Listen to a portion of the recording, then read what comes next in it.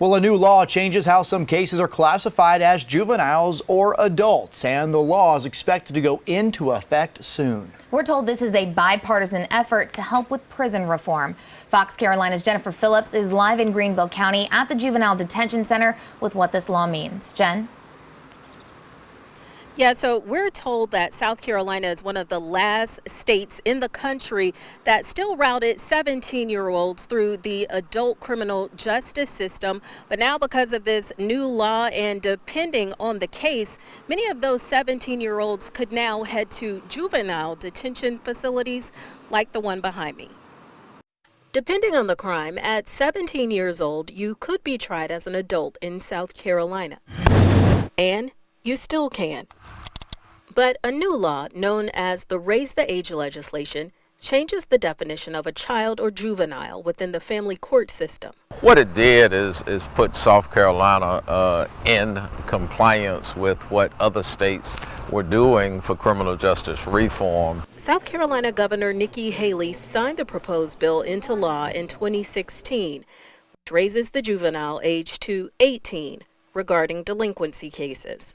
It does not make sense to put a child in an adult criminal environment, and many of our prisons in the state of South Carolina are housed with some of the toughest of criminals. State Senator Carl Allen sits on the Corrections and Penology Committee. What we want to do is not make hardened criminals out of them, but make repairable, productive citizens. Prior to the new law, 17-year-olds would enter into the adult criminal justice system before reaching adulthood. You're putting them in a situation many times where they can never get back on the right side of the law, and that's not smart criminal justice reform. Now, many of them will head to the Department of Juvenile Justice.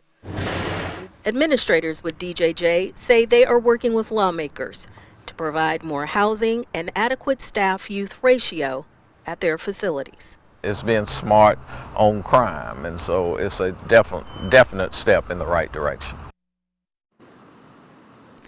So that law goes into effect July 1st. Senator Allen also says he believes this will help to decrease the recidivism rate, and he says it will also save the state money. Cody and Alexa. And I know that's one thing a lot of people were pushing for is, with you having a 17-year-old in a prison with these adults. I guess it's also a safety risk too.